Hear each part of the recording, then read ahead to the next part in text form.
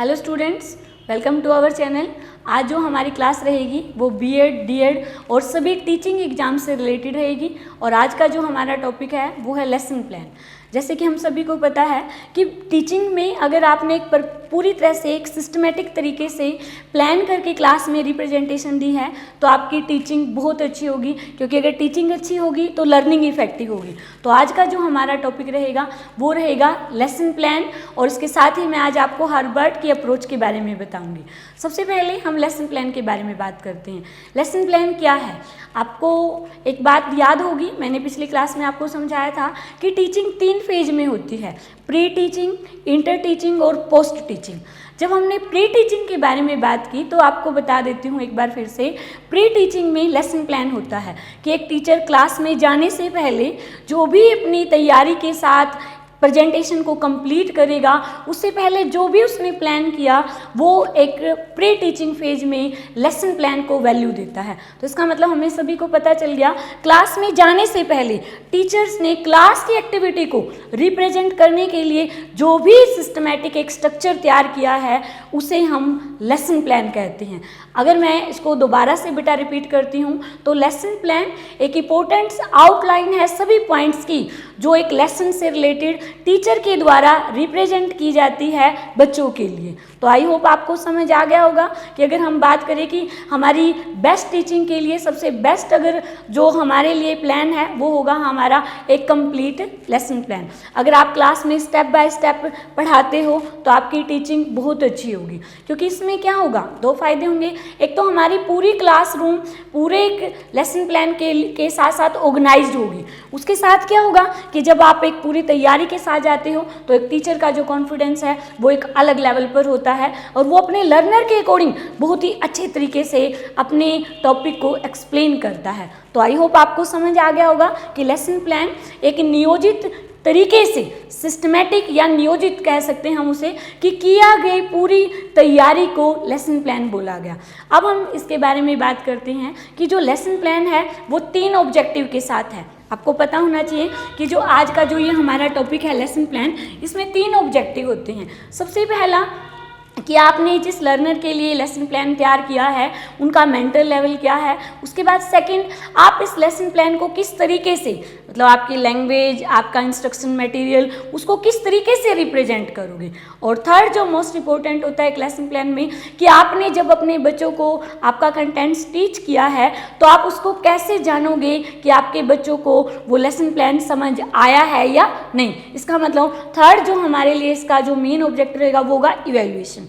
तो आपको ध्यान रखना, एक लेसन प्लान तैयार करते समय टीचर 3 चीज़ों को ध्यान रखेगा, लर्नर का लेवल, आपका टीचिंग मेथड और हमारे क्लास में बच्चों के फीडबैक लेने के लिए इवैल्यूएशन का प्रोसेस। इसके साथ ही मैं थोड़ा सा आगे बढ़ती हूँ टॉपिक में। अब हम बात करते हैं एक लेसन प्लान की क्यों नीड है। अगर आपसे पूछा जाए कि आप एक टीचर बनने जा रहे हो, आप एक टीचर हो और आप क्लास में लेसन प्लान के साथ रिप्रेजेंट करते हो, देखो ये भी ध्यान रखना बेटा, लेसन प्लान कभी ड्यूरिंग टीचिंग नहीं होता कि भी आप क्लास में जा रहे हो, उधर आप टॉपिक तैयार कर रहे हो फिर बच्चों को टीच करोगे। नो, लेसन प्लान तो प्री टीचिंग का फेज है। आप पहले से एक अच्छी प्रेजेंटेशन के साथ अपना टॉपिक तैयार करके गए, जिसमें स्टेप बाय स्टेप आपने लिखा कि मेरे बच्चों को मैं किस तरीके से और क्या क्या पढ़ाऊंगा। तो इसका मतलब आपको समझ आया, ये प्री टीचिंग का फेज है। क्यों जरूरी है एक टीचर के लिए एक लेसन प्लान, वो हम मेन पॉइंट्स में मैं आपको समझाती हूँ। सबसे पहले फर्स्ट जो लेसन प्लान की नीड एंड इंपॉर्टेंस है, फर्स्ट पॉइंट देखिए आप, previous knowledge of teaching activity. कि अगर एक लेसन प्लान तैयार करता है एक टीचर तो उसको पहले से पता होगा कि मेरे इस टॉपिक में मुझे क्या क्या एक्टिविटीज़ करानी है, कौन सी टीचिंग एड्स की मुझे हेल्प लेनी है, कैसे मेरे बच्चों को एक कंप्लीट क्लास ऑर्गेनाइज करके ज़्यादा से ज़्यादा आइडियाज़ क्रिएट करने हैं मेरी क्लास में, ताकि मेरे बच्चों की लर्निंग अच्छी हो। तो इसका मतलब सबसे पहली इंपॉर्टेंस किससे पता चली, previous knowledge of teaching activity. इसके साथ सेकंड जो हमारे लिए इंपॉर्टेंट पॉइंट रहेगा वो रहेगा क्लैरिटी ऑफ टीचिंग ऑब्जेक्टिव। अगर आपने पहले से अपने टीचिंग कंटेंट्स के बारे में प्रिपरेशन की है तो आपको भी पता होगा कि आज की मेरी क्लास में मेरा क्या ऑब्जेक्टिव है। ऑब्जेक्टिव का मतलब ये ध्यान रखना, हमेशा टीचर का ऑब्जेक्टिव होता है उसे अपने बच्चों को क्या सिखाना है और कैसे सिखाना है।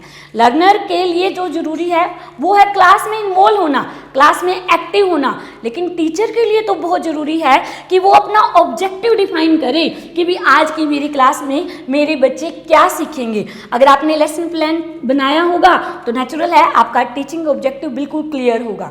उसके साथ नेक्स्ट जो मैंने पॉइंट लिखा है वो डेफिनेट डायरेक्शन, कि एक लेसन प्लान के साथ एक टीचर को पर्टिकुलर एक डायरेक्शन मिल जाती है कि हाँ, मेरा जो 35 मिनट्स की जो क्लास रहेगी उस 35 मिनट्स में मुझे मेरे बच्चों को इंटरेक्ट भी करना है, मुझे सिखाने के लिए मोटिवेट भी करना है, मुझे मेरे बच्चों को मेरा जो कंटेंट्स है वो एक अच्छे तरीके से रिप्रेजेंट करना। तो आई होप आपको मेरी बात समझ आई होगी कि भी अगर लेसन प्लान तैयार होगा तो डेफिनेटली टीचर का एक पहले से माइंड सेट होगा कि उसे किस तरीके से अपनी क्लास को बच्चों को टीच करना है। उसके बाद फोर्थ हम बात करेंगे सिलेक्शन ऑफ मेथड्स। बहुत ही इंपॉर्टेंट है कि अगर आपका लेसन प्लान तैयार है पहले से तो आपको पता है, अगर मैं एग्जांपल दूं कि आपको पता है मेरी क्लास में मुझे आज इंग्लिश ग्रामर का टॉपिक टीच करना है, तो आपको पता है हमें ज़्यादा से ज़्यादा एग्जाम्पल यूज करने पड़ेंगे। क्यों? क्योंकि मेथड्स इंडक्टिव मेथड, ये आपने ध्यान देना है बच्चे कि जब भी हम कोई टॉपिक क्लास में टीच करते हैं तो उस टॉपिक को टीच करने के लिए उसका एक स्पेसिफिक मेथड्स भी होता है, और वो आप अपने लेसन प्लान में पहले से जान लोगे कि भी आज का मेरा जो टॉपिक है उसमें मैं मेरे बच्चों को हिंदी मीडियम, इंग्लिश मीडियम, जिसको आप अगर बोथ लैंग्वेज बोलते हो तो बाइलिंगुअल मेथड होता है, या आपको पता है कि भी आज की मेरी जो क्लास रहेगी उसमें हम कोई रोल प्लेइंग की हेल्प से बच्चों को सिखाएंगे। ये आपने पहले से प्रिपरेशन कर ली। इसका मतलब कि एक लेसन प्लान में आपको प्रॉपर मेथड के बारे में भी पता चल जाता है। उसके बाद नॉलेज ऑफ प्रॉब्लम, यहाँ पर जो प्रॉब्लम की बात मैं कह रही हूँ कि भी क्लास में जाने से पहले अगर टीचर को पता है कि भी क्लास में मेरे बच्चों को जो मैं टीच करूँगा, जो मेरी टीचिंग एड्स मैंने यूज की, हो सकता है टीचर एक चाक बोर्ड का यूज कर रहा है तो अच्छे से वो मेंटेन नहीं कर पा रहा, टीचर ने मॉडल, चार्ट, फ्लैश कार्ड का यूज किया, वो उसे अच्छे से नहीं यूज करना आ रहा। इसका मतलब कि पहले से उसे पता होगा कि ड्यूरिंग क्लासरूम, ड्यूरिंग टीचिंग मुझे ये प्रॉब्लम आएगी, और अगर उसके बारे में उसे पहले से नॉलेज होगी तो आपकी क्लासरूम की जो टीचिंग है वो बहुत इफेक्टिव होगी। हमने लेसन प्लान क्यों तैयार किया? क्योंकि हमारी पहले से प्लानिंग है कि भी मेरी क्लास में जो मेरा टॉपिक की जो प्रेजेंटेशन है वो बहुत इफेक्टिव होनी चाहिए, तो इसीलिए तो आपने लेसन प्लान तैयार किया। अब अगर उस लेसन प्लान में आपको पहले से प्रॉब्लम का पता चल गया तो नेचुरल है आप उन प्रॉब्लम को बहुत अच्छे तरीके से सॉर्ट आउट कर पाओगे। उसके बाद हम बात करते हैं equal weightage on all contents. ये भी बहुत ज़रूरी है। कई बार आपने देखा होगा क्लास में जब टीचर्स टीच करते हैं तो वो एक पॉइंट को तो बहुत ज़्यादा हाईलाइट करते हैं, बाकी जो एक्सप्लेनेशन है उससे रिलेटेड जो और पॉइंट हैं उन्हें अच्छे से नहीं बता पाते। तो इसका मतलब अगर आपने पूरा तरह से एक लेसन प्लान तैयार किया होगा तो आपको पता होगा कि भी मेरा जो टॉपिक है इसमें मुझे जो एग्जाम्पल हैं उनको भी वैल्यू देनी है, जो मेरे लिए अगर मैंने एक कंटेंट्स को हाईलाइट किया है तो मुझे उसको भी वैल्यू देनी है। इसका मतलब कि जो भी आपका कंटेंट है आप उसको इक्वली वैल्यू दे रहे हो। तो आई होप आपको सबसे पहला हमारा जो एरिया है कि एक लेसन प्लान की नीड एंड इंपॉर्टेंस क्या है, तो इजी वे में आपको समझ आया होगा। ये चीज़ें मैंने पहले भी मैं कहती हूँ, आज दोबारा भी कह रही हूँ, मैं आपको एक थ्योरेटिकल एग्जाम के लिए तैयार नहीं कर रही। मेरा जो आज का पर्पज है आपको एक बेस्ट टीचर बनाना है, और जो चीज़ें आपको यहाँ बोर्ड पे मैं समझा रही हूँ ये चीज़ें आपको रियल में आपकी क्लास में अप्लाई करनी। आई रिक्वेस्ट ऑल टीचर्स कि प्लीज़ आप एक बहुत अच्छे टीचर बनोगे तो हमारे लर्नर बहुत ही क्रिएटिव होंगे। तो हमारा तो मेन ऑब्जेक्टिव क्या है कि हमारी लर्निंग क्रिएटिव हो, ताकि बच्चे की जो माइंड मैपिंग है वो आपके टीचिंग कंसेप्ट से जुड़े। तो आपको नीड एंड इंपॉर्टेंस समझ आई। उसके बाद हम बात कर लेते हैं कि एक लेसन प्लान का क्या प्रोसेस है, कि जैसे मैंने अब आपको समझाया है कि लेसन प्लान क्यों ज़रूरी है, लेकिन अगर मैं आपसे बात करूं कि एक लेसन प्लान में आप किन किन स्टेप को ध्यान में रखते हो कि भाई मैंने क्लास में टीच करना है बट मुझे पता भी तो होना चाहिए मेरा फर्स्ट स्टेप क्या होगा, सेकंड क्या होगा, थर्ड क्या होगा। तो इसके लिए हम जान लेते हैं एक लेसन प्लान का प्रोसेस क्या होता है। तो सबसे पहले देखो यहाँ पे बेटा मैंने बोर्ड पे लिखा हुआ है इंस्ट्रक्शनल ऑब्जेक्टिव, हिंदी में हम बोलते हैं अनुदेशनात्मक उद्देश्य। ये भी बहुत ही इंपॉर्टेंट पॉइंट है कि क्लासरूम में जाने से पहले एक टीचर को पता है कि भी उसके क्लास में जाने के 2 तरह के इंस्ट्रक्शनल ऑब्जेक्टिव होंगे।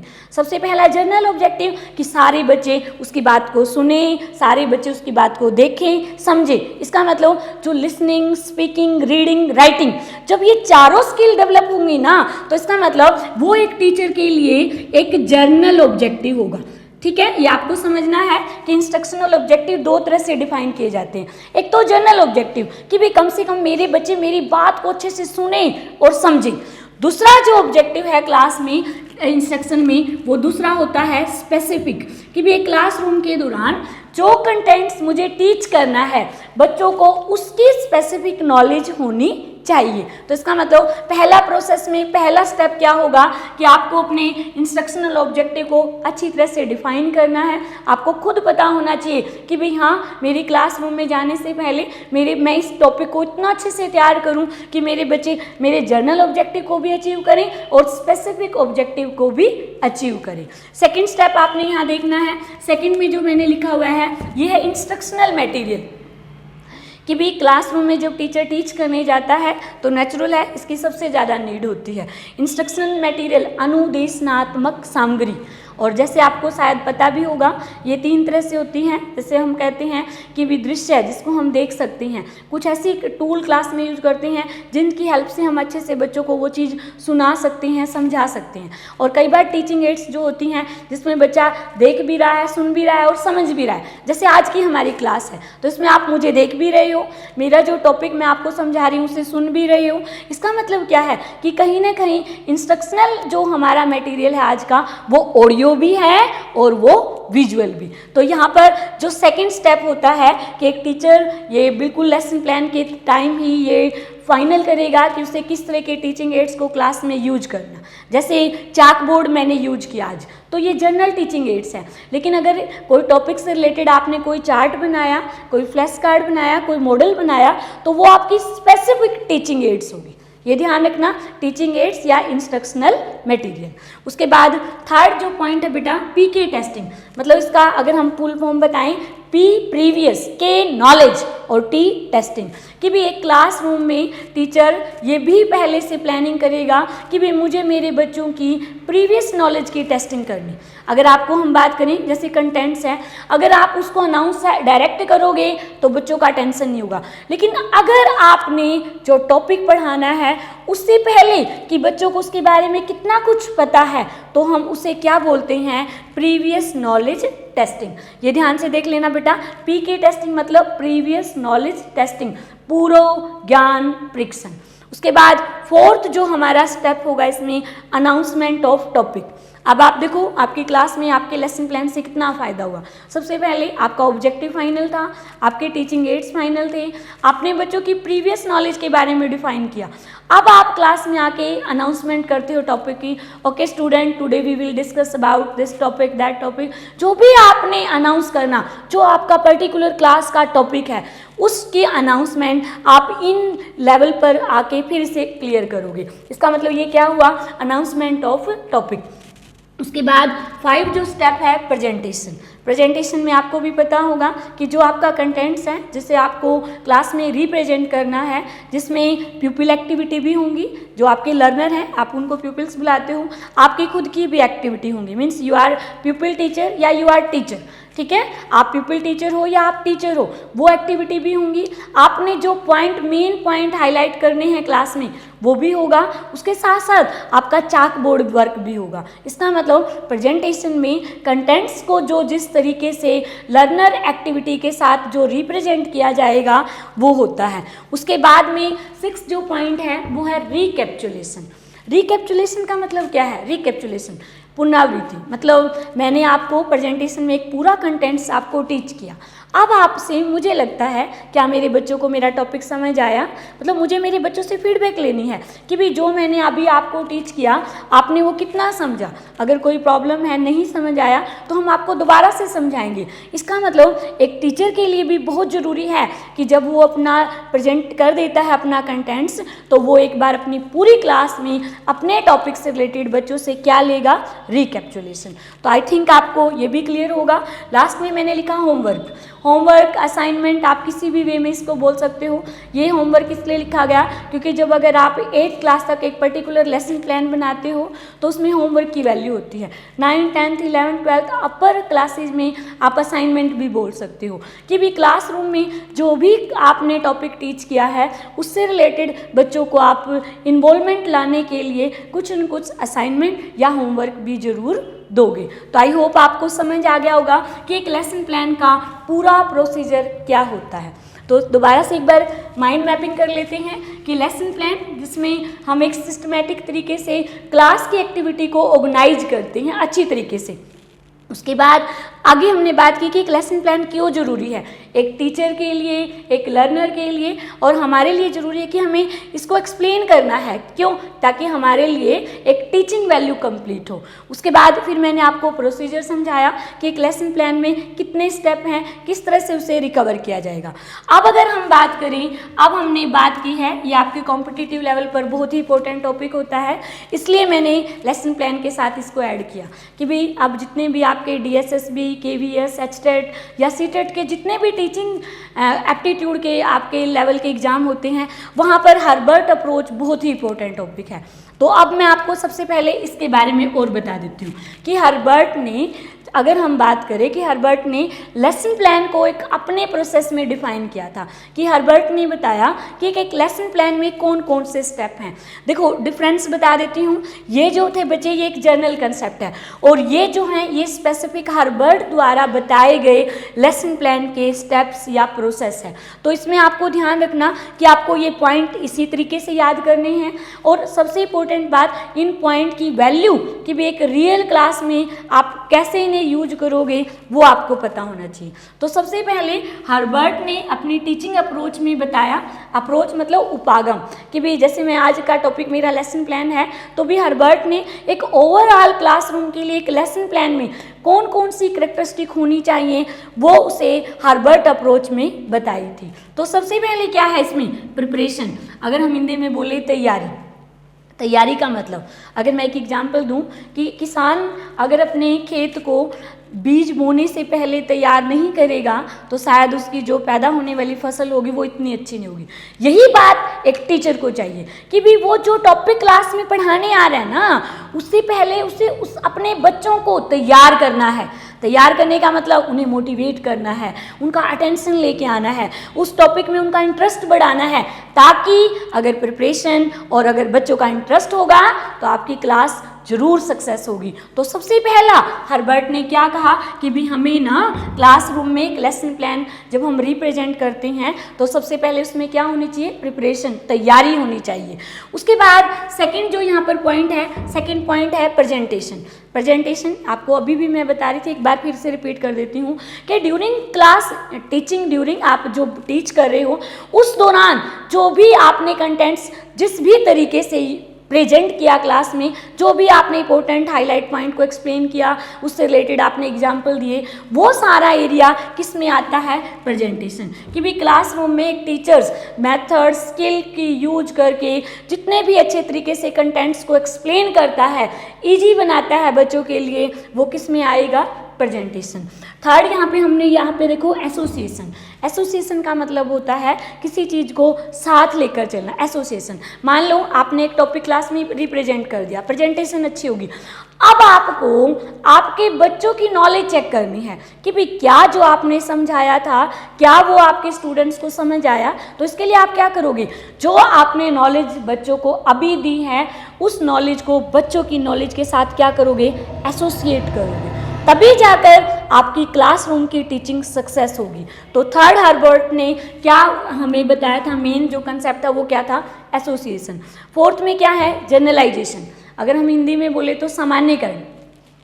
क्लासरूम में जो भी बच्चा सीखता है उसको जितनी उसकी अंडरस्टैंडिंग होती है, जिस अंडरस्टैंडिंग के साथ उस थॉट, उस व्यू और उस टॉपिक के बारे में वो यूटिलाइज कर सकता है, उसको कितना समझ आया, उससे रिलेटेड कितने एग्जाम्पल बता सकता है, कितना वो उस टॉपिक को एक्सप्लेन कर सकता है और ज़्यादा एलोब्रेट कर सकता है, ये हमारे लिए क्या होगा, जनरलाइजेशन, कि आपके द्वारा बताया गया सिखाया गया जो टॉपिक था बच्चे ने उसको जिस तरीके से एलोब्रेट किया उसके लिए हम किस कंसेप्ट को यूज करते हैं, जनरलाइजेशन। अब हमारा नेक्स्ट जो हर्बर्ट ने पॉइंट बताया था ये था एप्लीकेशन। एप्लीकेशन का मतलब आपको भी पता होगा, प्रयोग। अगर मैं एक ही बात को इसको समझाऊं कि जो बच्चे ने क्लासरूम में सीखा वो उसने रियल लाइफ में जब यूज किया, दैट इज एप्लीकेशन। कि भाई ज्ञान सिर्फ किताबी थोड़ी है, ज्ञान तो वो है जो रियल लाइफ में बच्चा यूज करे। और आपने भी आपके लर्नर को रियल लाइफ के लिए तैयार करना कि आप जो उनको सिखा रहे हो ना वो उन्हें रियल लाइफ में यूज करें, तभी हमारी टॉपिक जो लेसन प्लान है उसकी रियल वैल्यू पता चलेगी। तो हर्बर्ट ने क्या कहा कि भी आप जो भी क्लास में बच्चों को सिखाओगे वो एप्लीकेबल होना चाहिए, मतलब वो नॉलेज उनकी रियल लाइफ में यूजेबल होनी चाहिए। उसके बाद क्या है लास्ट में, रिकैप्चुलेशन। सेम पॉइंट है ये, रिकैप्चुलेशन मतलब जो भी आपने एक अच्छे तरीके से 35 मिनट्स में जितने भी बच्चों को जितने भी एफर्ट्स के साथ अपना टॉपिक कंप्लीट किया, आप उसको दोबारा से अपने बच्चों से एक फीडबैक लोगे, उसे दोबारा से एक्सप्लेन करोगे ताकि बच्चों की एक अच्छी सी माइंड मैपिंग हो। अगर मैं आपसे अब आपका रिकैप्चुलेशन लेती हूँ तो मैं कहूँगी कि आपको ये टॉपिक समझ आया होगा, आपको एक माइंड मैपिंग करनी है बेटा कि लेसन प्लान क्या होता है। कि लेसन प्लान प्री टीचिंग का फेज का एक इंपॉर्टेंट कंसेप्ट है जिसमें हम क्लास में जाने से पहले एक ऑर्गेनाइज वे में सारी एक्टिविटी को ऑर्गेनाइज करके क्लास में रिप्रेजेंट करेंगे। उसके बाद हमें पता है लेसन प्लान बहुत ही इंपॉर्टेंट है क्योंकि बेस्ट टीचिंग के लिए लेसन प्लान काफ़ी रहेगा ज़रूरी। उसके बाद बेटा जी फिर हमें पता है इसका प्रोसेस क्या होता है। उसके बाद हमने इसी के साथ आज डिस्कस किया हर्बर्ट ने एक लेसन प्लान के लिए क्या अप्रोच दी थी। तो मैं उम्मीद करती हूँ आपको ये टॉपिक समझ आया होगा। अगर आपको मेरी क्लास का ये टॉपिक आपको समझ आया होगा तो प्लीज़ मेरे चैनल को लाइक, सब्सक्राइब और शेयर करें ताकि ज़्यादा से ज़्यादा टीचिंग कंसेप्ट को हम वेरीफाई कर सकें, क्लियर कर सकें और बहुत अच्छे टीचर हम तैयार कर सकें। तो आज के लिए इतना ही। Thank you so much.